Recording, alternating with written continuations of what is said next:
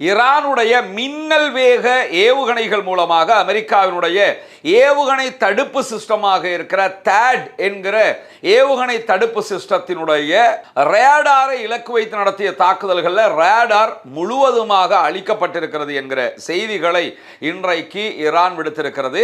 IRGC இன்றைக்கும் ஒரு செய்தியை வெளியிட்டிருக்கிறாங்க. ஜோர்தானுடைய மக்களை நோக்கியும் அதே போன்று குவைத்தினுடைய மக்களை நோக்கியும் எங்களுடைய தாக்குதல்கள் எதுவும் குவைத்தினுடைய மக்களை நோக்கியோ அல்லது ஜோர்டானுடைய மக்களை நோக்கியதோ அல்ல. நாங்கள் தாக்குதல் நடத்தக்கூடிய இடங்கள் எதுக்குமே குவைத் மக்கள் உள்ள போகவும் முடியாது, ஜோர்டானுடைய மக்கள் உள்ள போகவும் முடியாது அந்தந்த நாடுகளில். ஏன்னா அந்த ஏரியாக்களுக்குள்ள முழுவதுமாக அமெரிக்கன்ஸும் இஸ்ரேல்காரனும் போய் வரக்கூடிய ஏரியாவாக இருக்குது. அவங்க தான் அதை பயன்படுத்திக்கிட்டு இருக்கிறாங்க. எனவே தான் நாங்கள் அதுக்கு அட்டாக் பண்ணுறோமே தவிர உங்களுடைய ஏரியா எதுக்குமே நாங்கள் அட்டாக் பண்ணலை. இது அரபு நாடுகள் மீதான தாக்குதல் இல்லை, அமெரிக்கா மீதான தாக்குதலாக நீங்கள் தெளிவாக புரிந்து கொள்ள வேண்டும். யமன்ல இருக்கக்கூடிய ஹவுதீஸ் படைப்பிரிவுகள் சவுதி அரேபியா மேல ஒரு முற்றுகையை அறிவித்திருக்கிறார்கள். அந்த முற்றுகை பிரகாரம் சவுதி அரேபியாவுக்கு எந்த கப்பல்களும் போகக்கூடாது, அங்கிருந்து பெட்ரோலியத்தை ஏற்றிக்கிட்டு போகக்கூடாது என்கிற ரூல் அவங்க வெளியிட்டிருக்கிறாங்க. இந்த நிலையில இன்றைக்கு காலையில் சவுதி அரேபியாவினுடைய 2 கப்பல்கள் மேல மிக கடுமையான தாக்குதல்களை ரெட் சீல நடத்தி இருக்கிறது ஹூத்திகளுடைய படைப்பிரிவு. செங்கடல்ல இந்த தாக்குதல்கள் நடத்தப்பட்டிருக்கக்கூடிய சூழல்ல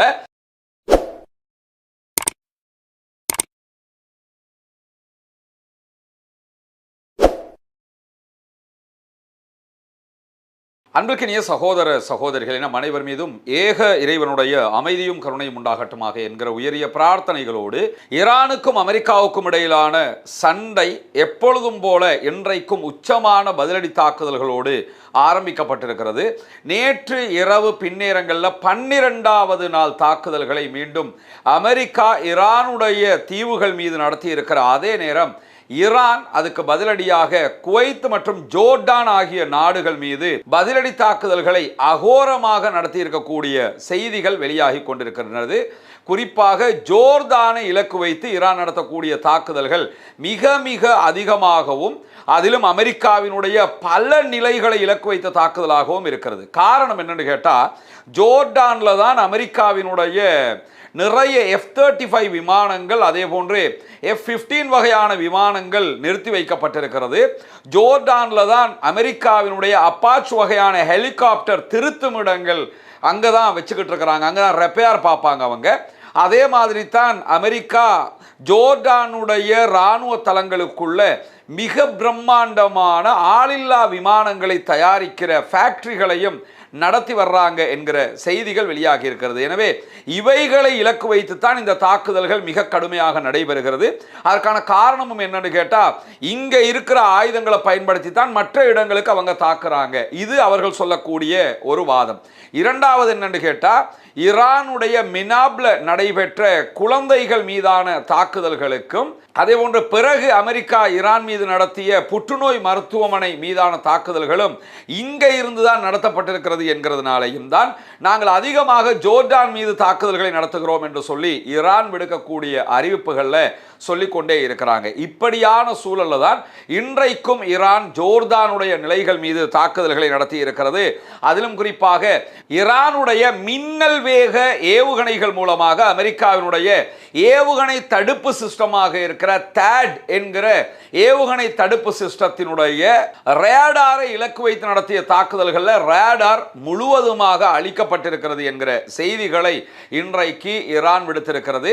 ஏற்கனவே 40 நாள் வார் ஆரம்பித்த நேரத்தில் ஈரான் கத்தர் மேல நடத்திய தாக்குதல்களில் கத்தரில் இருக்கக்கூடிய உதய் போர்ட்டில் இருந்த அமெரிக்காவினுடைய 1 பில்லியனுக்கும் அதிகமான செலவுகளை உண்டாக்கக்கூடிய பெருமதியான ரேடார் தளத்தை அழிச்சிருந்தாங்க. அதே மாதிரி தான் இன்றைக்கு இந்த THAAD சிஸ்டத்தினுடைய ரேடார் தளத்தை அழித்திருப்பதாக ஈரான் விடுத்திருக்கக்கூடிய செய்திகளில் சொல்லியிருப்பது மட்டுமல்லாமல் மேலதிகமாக பேட்ரியாட் அமைப்பு அதே போன்று C-RAM வகையான ரேடார் ஆகியவையும் இன்றைக்கு தாக்குதல்களில் அளிக்கப்பட்டிருக்கின்றன என்கிற மேலதிக செய்திகளையும் அவர்கள் வெளியிட்டிருப்பது மட்டுமல்லாமல் அமெரிக்க தளத்தின் எரிபொருள் தொட்டிகள் மீதும் இன்றைக்கு தாக்குதல்கள் நடத்தப்பட்டிருக்கிறது ஜோர்டானுக்குள்ள என்கிற தகவல்களையும் தெரிவித்திருக்கிறார்கள். அதே போன்று ஒரு பெரிய ஹெலிகாப்டர் உபகரண கிடங்கின் மீதும் தாக்குதல்களை நடத்தி இருக்கிறார்கள்.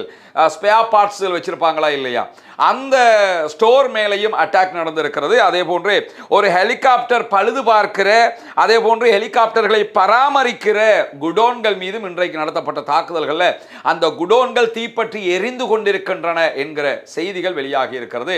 ஈரான் தொடர்ந்தும் அமெரிக்காவினுடைய இராணுவ வல்லமையை அழித்தொழிக்கிற செயல்பாடுகளில் முன்னேற்றம் கண்டு வருகிறார்கள். இதுவெல்லாம் அரபு நாடுகள் அமெரிக்காவை இனியும் நம்பி நிற்க முடியாது என்பதை எடுத்துக்காட்டக்கூடிய ஒரு தாக்குதல்களாக இருப்பதை நம்ம பார்க்க முடிகிறது. அதே நேரத்தில் ஐஆர்ஜிசி இன்றைக்கும் ஒரு செய்தியை வெளியிட்டிருக்கிறாங்க. ஜோர்தானுடைய மக்களை நோக்கியும் அதே போன்று குவைத்தினுடைய மக்களை நோக்கியும் எங்களுடைய தாக்குதல்கள் எதுவும் குவைத்தினுடைய மக்களை நோக்கியோ அல்லது ஜோர்டானுடைய மக்களை நோக்கியதோ அல்ல. நாங்கள் தாக்குதல் நடத்தக்கூடிய இடங்கள் எதுக்குமே குவைத் மக்கள் உள்ள போகவும் முடியாது, ஜோர்டானுடைய மக்கள் உள்ள போகவும் முடியாது அந்தந்த நாடுகளில். ஏன்னா அந்த ஏரியாக்களுக்குள்ள முழுவதுமாக அமெரிக்கன்ஸும் இஸ்ரேல்காரனும் போய் வரக்கூடிய ஏரியாவாக இருக்குது. அவங்க தான் அதை பயன்படுத்திக்கிட்டு இருக்கிறாங்க. எனவே தான் நாங்கள் அதுக்கு அட்டாக் பண்ணுறோமே தவிர உங்களுடைய ஏரியா எதுக்குமே நாங்கள் அட்டாக் பண்ணலை. இது அரபு நாடுகள் மீதான தாக்குதல் இல்லை, அமெரிக்கா மீதான தாக்குதலாக நீங்கள் தெளிவாக புரிந்து கொள்ள வேண்டும் என்று சொல்லி இன்றைக்கு அறிவித்திருக்கக்கூடிய ஐஆர்ஜிசியினுடைய அறிவிப்பை பார்க்கிற அதே நேரம் இன்று காலையிலேயே குவைத் மேலையும் ஈரான் இதே போன்ற தாக்குதல்களை நடத்தி இருந்தது. அலி அல் ஷலேம் விமானப்படை தளத்தில் இன்றைக்கு தாக்குதல்களை நடத்தி இருக்கிறார்கள். ராணுவ உபகரணங்கள் இருந்த ஒரு மிகப்பெரிய குடோன் மேல இன்றைக்கு தாக்குதல்களை நடத்தி இருக்கிறார்கள்.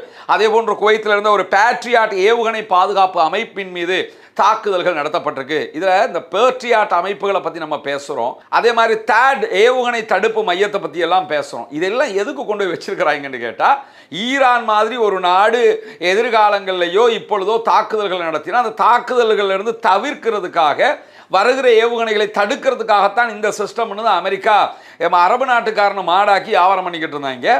இப்போ அந்த சிஸ்டங்கள் மேலே தான் அட்டாக் பண்ணுறான். இப்போ அடிக்கிற அடியெல்லாம் நீங்கள் இப்போ இன்னைக்கு வீடியோவிலே நீங்கள் பார்த்தீங்கன்னு சொல்லி சொன்னால், ஜோர்டானில் தாக்குதலுக்குள்ளான இடமாக இருந்தாலும் சரி, குவைத்தில் தாக்குதலுக்குள்ளாக இருக்கிற இடம் எல்லாமே பேட்ரியாட் ஏவுகணை தடுப்பு மையங்கள் மீதும் இந்த தேட் மாதிரி சிஸ்டங்கள் மேலேயும் தான் அட்டாக் நடக்குது தவிர, அப்போ இந்த சிஸ்டங்களை வச்சிருந்து என்ன பண்ண போறீங்க?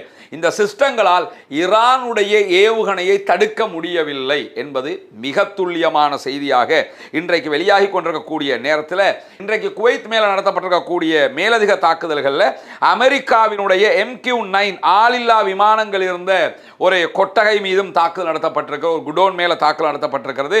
இந்த தாக்குதல்களில் இந்த குடோன் முழுவதுமாக அழிக்கப்பட்டிருக்கிறது என்று சொல்லி ஐஆர்ஜிசி விடுத்திருக்கக்கூடிய செய்திகளில் சொல்லி இருக்கிறது மட்டுமல்லாம, குவைத்தில் இருக்கக்கூடிய அதிரி படைத்தளத்தில் இருந்த அமெரிக்காவினுடைய படைகள் தங்குகிற ஹாஸ்டல்ஸ் மேல இன்றைக்கு தாக்குதல்களை நடத்தி இருக்கிறார்கள். 2 ஹெலிகாப்டர் குடோன்கள் மேல தாக்குதல் நடத்தப்பட்டு அங்கிருந்த அந்த குடோன் முழுவதுமாக அழிக்கப்பட்டிருக்கிறது என்கிற செய்திகளையும் இன்றைக்கு ஈரான் விடுத்திருக்கக்கூடிய அறிவிப்பில் நம்ம பார்க்க முடிகிறது. அதே நேரத்தில் இந்த தாக்குதல்களால் அமெரிக்க படைகளுக்கு உயிரிழப்புகள் ஏற்பட்டிருக்கிறது என்கிற செய்திகளும் வெளியாகிருக்கு. எத்தனை பேர் செத்தாங்கிற தகவல் இல்லை, ஆனால் செத்திருக்கிறாங்க என்கிற தகவல்கள் வெளியாகி இருக்கக்கூடிய நேரத்தில் தான் அங்கே இருக்கக்கூடிய ஹெலிகாப்டர்கள், ஆளில்லா விமானங்கள் மிக கடுமையாக சேதமடைந்திருக்கிறது, தாக்குதலுக்கு உள்ளாகி இருக்கிறது என்கிற தகவல்களும் இன்றைக்கு வெளியாகி வரக்கூடிய நேரத்தில் தான் ஐஆர்ஜிசி மிக தெளிவாக இந்த தாக்குதல்கள் எல்லாமே அமெரிக்காவை இலக்கு வைத்த தாக்குதல்கள் என்று குவைத்தினுடைய மக்களை நோக்கியும் ஜோர்தானுடைய மக்களை நோக்கியும் தங்களுடைய அறிவிப்பில் சொல்லி இருக்கக்கூடிய நேரத்தில் இன்றைக்கு இன்னொரு செய்தியும் வெளியாகிருக்கு. நம்ம தொடர்ந்து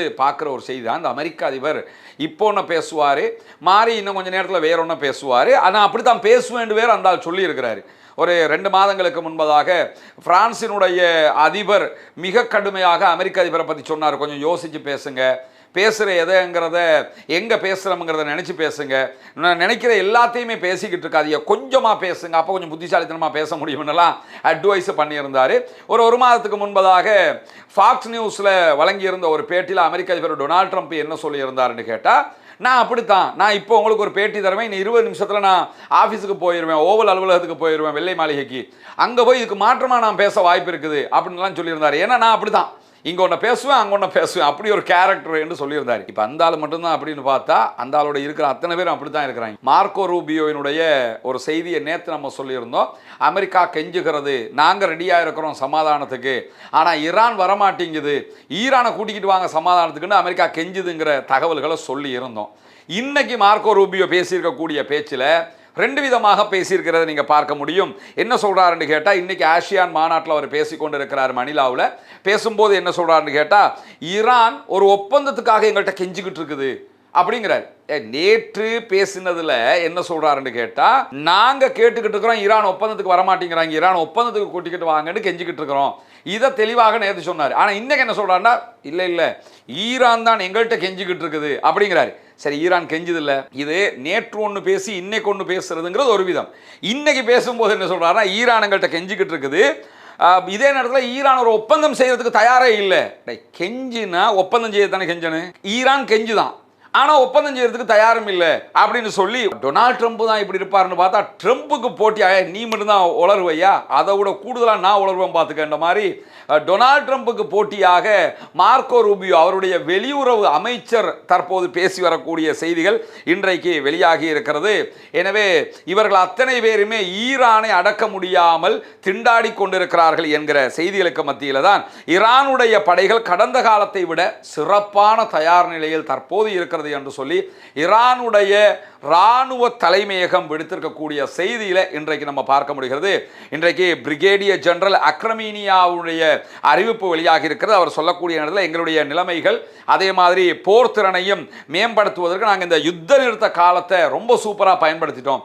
கொஞ்சம் யுத்த நிறுத்தம் கிடைச்சதில்ல, அந்த நேரத்தில் எங்களுடைய போர் திறனை எல்லாவற்றையுமே நாங்கள் வலுப்படுத்தி கொண்டுட்டோம், நாங்கள் ஃபுல் ஃபார்மில் நிற்கிறோம் அப்படின்னு சொல்லி இன்றைக்கு சொல்லக்கூடியவர், நாங்கள் கடந்த காலத்தை விட சிறப்பான தயார் நிலையில் எங்களை வைத்துக் கொண்டிருக்கிறோம், எதிரியினுடைய எந்த ஒரு நடவடிக்கைகளையும் நாங்கள் சாத்தியமற்றது என்று நினைக்கிறதும் கிடையாது, நடக்க வாய்ப்பில்லைன்னு நினைக்கிறதும் கிடையாது.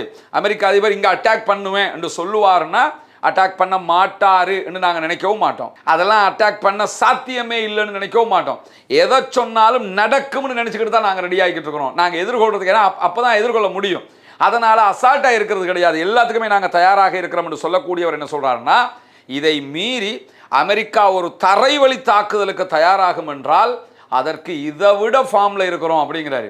தரைவழி தாக்குதலாக ஈரானுக்குள்ள வர நினைச்சீங்கன்னா நீங்க அத்தனை பேரும் கஃன் புடவையோடு தான் வெளியே போவீங்க, அப்படியே பெட்டி பெட்டியாக பணங்கள் தான் வெளியே போகும் அப்படின்னு சொல்லி இன்றைக்கு ஈரானுடைய இராணுவ தலைமையகம் எடுத்திருக்கக்கூடிய எச்சரிக்கைகளில் நம்ம பார்க்க முடியும். எனவே ஈரான் தரைவழியை எதிர்கொள்வதற்கும் வான்வழியை எதிர்கொள்வதற்கும் கடல் வழியை எதிர்கொள்வதற்கும் தயாராக இருக்கிறது. இப்பொழுது வான்வழி கடல் வழிகளை எதிர்கொண்டும் வருகிறது என்கிற செய்திகளை நம்ம பார்க்க முடிகிற அதே நேரத்தில் யமன்ல இருக்கக்கூடிய ஹவுதிஸ் படைப்பிரிவுகள் சவுதி அரேபியா மேல ஒரு முற்றுகையை அறிவித்திருக்கிறார்கள். அந்த முற்றுகை பிரகாரம் சவுதி அரேபியாவுக்கு எந்த கப்பல்களும் போகக்கூடாது, அங்கிருந்து பெட்ரோலியத்தை ஏற்றிக்கிட்டு போகக்கூடாது என்கிற ரூல் அவங்க வெளியிட்டிருக்கிறாங்க. இந்த நிலையில இன்றைக்கு காலையில் சவுதி அரேபியாவுடைய 2 கப்பல்கள் மேல மிக கடுமையான தாக்குதல்களை ரெட் சீல நடத்தி இருக்கிறது ஹூத்திகளுடைய படைப்பிரிவு. செங்கடல்ல இந்த தாக்குதல்கள் நடத்தப்பட்டிருக்கக்கூடிய சூழல்ல இப்பொழுது ராய்ட்டர் வெளியிட்டிருக்கக்கூடிய செய்திகள்ல 2 சீன எண்ணெய் கப்பல்கள் ரெட் சீல எண்ணெயை ஏற்றிக்கொண்டு சவுதி அரேபியாவிலிருந்து பெட்ரோலை எடுத்துக்கிட்டு ரெட் சீயை பாபல் மந்தபை நோக்கி போய்கொண்டிருக்க, பாபல் மந்தபை தாண்டி தான் அவங்க போகணும், பாபல் மந்தபை நோக்கி போய்கிட்டு இருக்கிறாங்க. இந்த 2 கப்பல்களையும் 4 மில்லியன் பெட்ரோல் பேரல்கள் இருக்கிறது, கச்சா எண்ணெய்கள் இருக்கிறது என்கிற செய்திகளையும் இன்றைக்கு வெளியிட்டிருக்கிறது ராய்ட்டர் செய்தி சேவை. அது மட்டுமல்லாமல் இந்த 2 கப்பல்களும் செங்கடல்ல இருந்து வெளியேறுவதற்காக பாபல் மந்தபை நோக்கி சென்று கொண்டிருக்கின்றன, பாபல் மந்தப் ஜலசந்தியை நோக்கி சென்று கொண்டிருக்கின்றன என்று சொல்லக்கூடிய ராய்ட்டர் செய்தி சேவை மேலதிகமாக என்ன சொல்றாங்கன்னு கேட்டா, சவுதி அரேபியா மேல ஹூத்திஸ் மிக கடுமையான ஒரு முற்றுகையை வைத்திருக்கக்கூடிய நேரத்தில் தான் இந்த பயணத்தில் இருக்கக்கூடிய கப்பல்களில் ஒன்று சிங்கப்பூருடைய கொடியை ஏந்திய VLCC சிங்லாங் யாங் என்கிற ஒரு கப்பல். அது மட்டுமல்லாமல் இந்த கப்பல் செவ்வாய்க்கிழமை செங்கடல்ல கொஞ்ச நேரம் நின்றுக்கிட்டு இருந்துச்சு. அதற்கு பிறகு புதன்கிழமை மீண்டும் தெற்கு நோக்கி பயணித்து சீனாவினுடைய கின்ஷோவை நோக்கி பயணித்துக் கொண்டிருக்கிறது. எனவே இது சீனாவுக்கே தான் போகிற கப்பல். இப்ப ஹவுதிஸ் என்ன பண்ண போறாங்க, அந்த கப்பலை அட்டாக் பண்ணி சவுதி அரேபியாவுக்கு தங்களுடைய எதிர்ப்பை காட்ட போறாங்களா, இல்ல அட்டாக் பண்ணாம சீனாவோட நாங்க ஒற்றுமையா தான் இருக்கிறோம்னு சொல்ல போறாங்களா என்கிற ஒரு நிலை உருவாகி இருக்கு. அதே மாதிரி 2வது கப்பல் சீனாவினுடைய கொடியையே ஏந்திய VLCC காஸ்னியூ லேக் என்கிற ஒரு கப்பல். இந்த கப்பல் சீனாவினுடைய குவாண்டாங்கின் ஹொன்ஷோவை நோக்கி போகக்கூடிய ஒரு கப்பல். இதுலையும் பெட்ரோல் 1 மில்லியனுக்கு மேல பேரல்கள் பெட்ரோல் ஏற்றப்பட்டு போய்கொண்டிருக்கிறது. எனவே இந்த 2 கப்பல்லையும் சீன பயனாளிகள் தான் இருக்கிறார்கள், பணியாளர்களும் சீனாவை சேர்ந்தவர்கள் தான். அதனுடைய தானியங்கி ஆட்டோமேட்டிக் சிஸ்டம் இதைத்தான் காட்டுகிறது என்று ராய்ட்டர் செய்திகளை சொல்லி இருக்கிறது. இன்னைக்கு காலையில் 2 கப்பல் மேல சவுதி அரேபியாவுக்கு சொந்தமான கப்பல் மேல ஹவுதிஸ் தாக்குதல்களை நடத்தியிருக்கிறார். அதே நேரம் இந்த சீனாவினுடைய கப்பல்களுக்கு என்ன செய்ய போகிறார்கள் என்கிற ஒரு கேள்வியை எல்லா ஊடகங்களும் எழுப்பி பார்த்து கொண்டிருக்கின்றது. நம்மளும் வெயிட் பண்ணுவோம், என்ன செய்ய போறாங்க ஹவுதிஸ்ங்கிறத. அவங்க சவுதி அரேபியாவில் இருந்து நீங்க பெட்ரோலை எடுத்தீங்கிறதுக்காக அட்டாக் பண்ண போறாங்களா, இல்ல சவுதியிலிருந்து பெட்ரோல் எடுத்தாலும் சீனாவினுடைய கப்பல் என்பதால் சீனாவுக்கும் ஈரானுக்கும் இடையில இருக்கக்கூடிய நட்பு காரணமாக விட்டுவிட போகிறார்களா என்பதை இன்றைய நாள் இன்ஷா அல்லாஹ் தீர்மானித்துவிடும். இது தொடர்பான மேலதிக செய்திகளை இன்றைய இரவு நம்முடைய அப்டேட்டிலே தர காத்துக் கொண்டிருக்கிறோம். தொடர்ந்து இணைந்திருங்கள். ரஸ்மின் மயசி நியூஸ் மற்றும் ரஸ்மின் டாக்ஸ் ஆகிய 2 சேனல்களோடு வரக்கூடிய உண்மை செய்திகளை உடனுக்குடன் உங்களோடு பகிர்ந்து கொள்வதற்கு தயாராக இருக்கிறோம். அல்ஹம்துலில்லாஹி ரப்பில் ஆலமீன்.